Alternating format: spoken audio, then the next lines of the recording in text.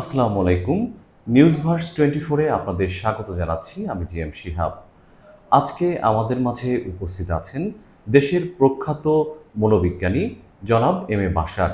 জনাব M A Bashar clinical সাইকোলজিতে Dhaka university থেকে পড়াশোনা করেছেন।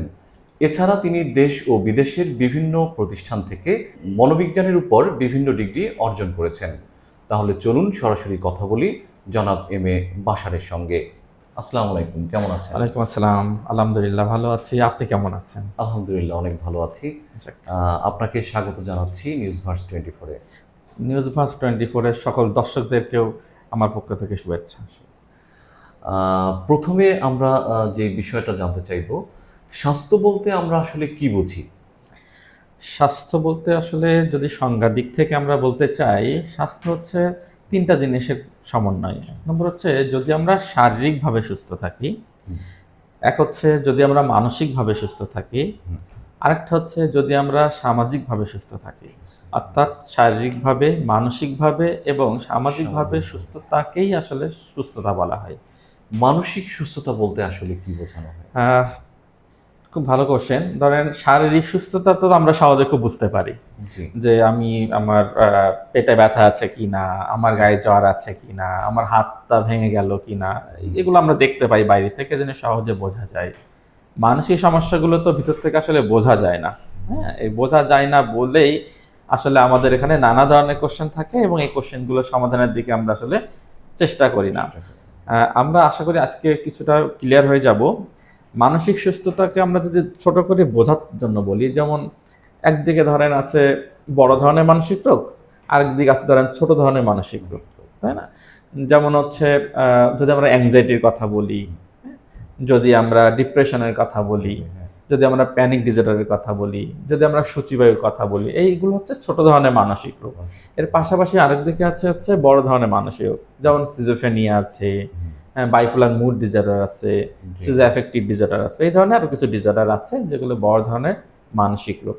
অর্থাৎ যদি কোনো ব্যক্তি এই সমস্যাগুলো দিয়ে আক্রান্ত হয় এবং সে তার স্বাভাবিক লাইফ অর্থাৎ ব্যক্তিগত লাইফে, তার পারিবারিক লাইফে অথবা সামাজিক লাইফে যদি বাধাগ্রস্ত হয়, স্বাভাবিক কাজ করতে ব্যর্থ হয়, জি। তখন তাকে আসলে বলতে হবে যে তিনি সে একজন মানসিকভাবে মানসিকভাবে অসুস্থ ব্যক্তি। অসুস্থ ব্যক্তি।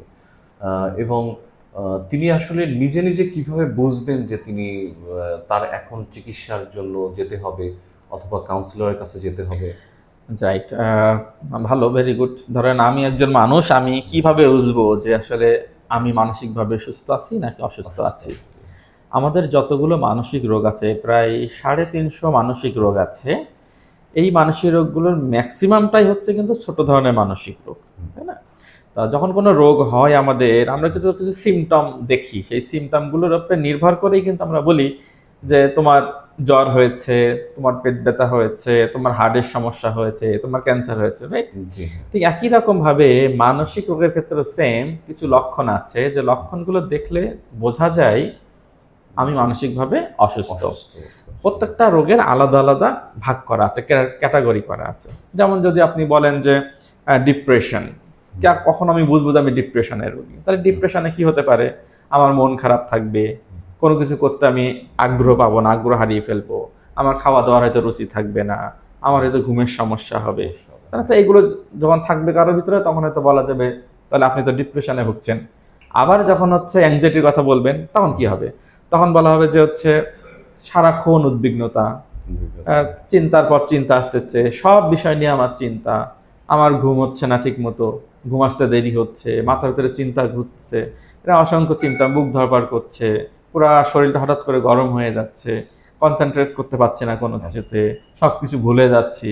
এরকম লক্ষণগুলো যখন থাকবে তখন হয়তো বলা যাবে আপনি উদ্বিগ্নতার রোগী বা আপনার ভিতরে উদ্বিগ্নতা কাজ করছে, হ্যাঁ? অথবা আপনি অ্যাংজাইটিতে ভুগছেন। হুম। হ্যাঁ? তো এরকম লক্ষণ আছে, অনেকগুলো মানসিক রোগের লক্ষণ আছে, প্রত্যেকটা আলাদা, আলাদা লক্ষণ আছে। তার যেমন মানে হচ্ছে যে ১ম এ যদি কেউ মনে করে যে আমার ঘুমে সমস্যা হচ্ছে অথবা আমার চিন্তা অনেক বেড়ে গেছে অথবা আমার পারিবারিক এবং সামাজিক অথবা কর্মক্ষেত্রে আমার কাজ করতে সমস্যা হচ্ছে, তখন তার উচিত হবে একজন সাইকোলজিস্ট অথবা সাইকিয়াট্রিস্টের রাইট, সাথে আপনি ঠিক বলেছেন। রাইট। কথা বলা। জি। আ আমাদের সমাজে বা গ্রামে মফস্বল শহরে একটা বিষয় খুব বেশি প্রচলিত আছে, মানুষকে জিনে ধরে। এই জিনে ধরা বিষয়টার আসলে বৈজ্ঞানিক রাইট, রাইট। হ্যাঁ, এটা খুব প্রচলিত আছে আমাদের সমাজে। কিন্তু দেখবেন এই যে একটু আগে আমি হয়তো বলছিলাম যে সিজোফ্রেনিয়া একটা রোগ, তাই না? এই সিজোফ্রেনিয়া রোগের কতগুলো লক্ষণ আছে। হুম। যেমন আহ, এই পেশেন্টরা দেখবেন সে গায়েবী আওয়াজ শুনতে পায়, জি অর্থাৎ যে অস্তিত্ব নাই কোনো কিছুর, একটা কোনো মানুষের অস্তিত্ব নাই, কোনো কিছুর অস্তিত্ব নাই, ও হয়তো সেই মানুষের কণ্ঠটা শুনতে পাচ্ছে, জি হ্যাঁ, হয়তো দেখতে পাচ্ছে। এই কারণে দেখবেন এই সিজোফ্রেনিয়া পেশেন্টরা কি করে, আকাশের দিকে তাকিয়ে, দেওয়ালের দিকে তাকিয়ে বিড়বিড় বিড়বিড় করতে থাকে। অর্থাৎ সে কাউকে দেখতে পাচ্ছে, তারপর তার সাথে সে কন্টাক্ট করে কথা বলছে, অথবা সে হয়তো তাকে কোনো ডিরেকশন দিচ্ছে। এটা একটা লক্ষণ। তো এরকম ধরনের রুগীকে যখন গ্রাম অঞ্চলে দেখা যায় বা কোনো ফ্যামিলিতে থাকে, সেটাকে সাধারণত কিন্তু মানসিক রোগ বলে। তো জিনে ধরা বলতে মেডিকেল সায়েন্স আসলে ওইভাবে তো বলেন না। এই সিজোফ্রেনিয়া বা এই জাতীয় যে বড় ধরনের মানসিক রোগগুলো আছে, যখন কারোর ভিতরে এই বড় ধরনের মানসিক রোগগুলো দেখা যায়, তখন মেডিকেল সায়েন্স তাকে বলছে মানসিকভাবে অসুস্থ বা বড় ধরনের মানসিক রোগে আক্রান্ত। আবার কালচারের কারণে বা ধর্মীয় বিশ্বাসের কারণে গ্রামাঞ্চলে এই একই সমস্যাকে হয়তো বলা হচ্ছে যে তাকে হয়তো জিনে ধরেছে, অথবা তার হচ্ছে উপরির দোষ আছে, এইগুলো যে বলা হয়। কখন সাইকোলজিস্টের কাছে যাবে একজন ব্যক্তি?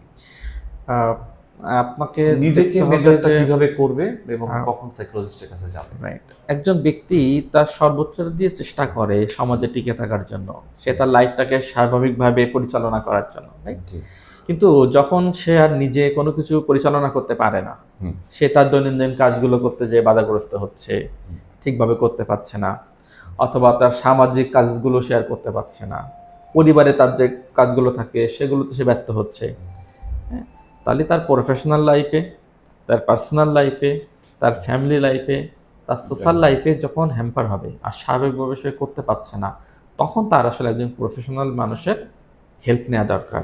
আসলে সে কোন ধরনের জায়গাতে অবস্থান করছে, এখন তার কোন ধরনের সাহায্য দরকার। স্ট্রেস কমানোর সহজ উপায় কি আসলে? স্ট্রেসের যদি আমরা বাংলা করি, তাহলে আপনি দেখতে পাবেন এটাকে দাঁড়ায় হচ্ছে মানসিক চাপ, মানসিক চাপ, তাই না? তার মানে আমরা এই টার্মটাকে ভাগ করলে বুঝতে পারছি মানসিক, অর্থাৎ মনের কোনো একটা ইভেন্ট, আর সেটা একটা চাপ তৈরি হচ্ছে, জি হ্যাঁ তাই না? তো এখন আগে দেখা দরকার যে এই মানসিক চাপটা তৈরি হচ্ছে কেন, হুম তাই তো? এখন ধরেন ব্যক্তিগতভাবে আমাদের প্রত্যেকটা মানুষ যারা আছি, প্রত্যেকের মানুষের কিছু চাপ আছে। তার কাজের চাপ থাকে, পরিবারের চাপ থাকে, আর্থিক চাপ থাকে, নানা। কিন্তু সে যদি এটা ম্যানেজ করে চলতে পারে, তাহলে কিন্তু তাকে আমরা স্ট্রেস বলছি না। এটা প্রতিদিনকার তার জীবনযাত্রার কিছু চাপ। কিন্তু যখন সেটা সেই টার্গেটটা ছাড়িয়ে যায়, লেভেলটা ক্রস করে যায়, যে লেভেলটাতে গেলে সে তার স্বাভাবিক কাজগুলো করতে পারছে না, সেটাই তো আসলে মানসিক চাপ, মানসিক চাপ, তাই না? জি, হ্যাঁ। আর মানসিক চাপ তৈরি হওয়ার অনেকগুলো কারণ আছে। যদি বর্তমান সময়ের কারণগুলো বলি, তাহলে হতে পারে ধরেন প্রযুক্তির অত্যাধিক ব্যবহার একটা মানসিক চাপের মূল কারণ। হ্যাঁ, আমাদের সমাজে আগে যে কালচারটা ছিল, দেখবেন আমরা একসাথে থাকতে পছন্দ করতাম, ফ্যামিলি বন্ডিংটা খুবই সিভিয়ারলি স্ট্রং ছিল। এখন দেখবেন এই প্রযুক্তির কারণে একই বাসাতে চারজন মানুষ হয়তো চারটা ফোন নিয়ে আমরা ব্যস্ত সময় পার করছি, একই রুমে আছি কিন্তু চারজন ব্যস্ত আলাদা আলাদা ভাবে, তাহলে কমিউনিকেশনটা কমে যাচ্ছে। right? একইভাবে কি হচ্ছে, এই প্রযুক্তির কারণে আমরা অনেক রাত পর্যন্ত যাচ্ছি, জি তাহলে আমার ঘুমের সমস্যা হচ্ছে, আমরা আর ঘুমাতে পারছি না সময় মতো, জি রাইট? আমাদের দৈনন্দিন জীবনের জন্য রাত্রে ঘুমাচ্ছি না, তাহলে অফিসিয়াল বা অফিসে যে কাজগুলো করতে আমাদের অসুবিধা হচ্ছে, জি হ্যাঁ সেখানে আমরা চাপ ফিল করছি। প্রত্যেকটা জিনিস এই বর্তমান যে যুগ, যে যুগটা কি বলছে, খুব গতিশীল একটা যুগ, তাই না? এই যুগে কি হচ্ছে, আমাদের জীবনের গতিটাও খুব বেড়ে যাওয়ার দ্রুত কথা। বেড়ে যাচ্ছে। যখন আমরা তার সাথে অ্যাডজাস্ট করতে পারছি না, তখন সেটা সমস্যা করছে। এরকম নানা ইস্যুগুলো আমাদের জীবনটাকে চাপে ফেলে দিচ্ছে। তো এই চাপগুলো আইডেন্টিফাই যখন কেউ করতে পারবে, তখন না সেটা ম্যানেজমেন্টের ব্যাপারটা আসবে।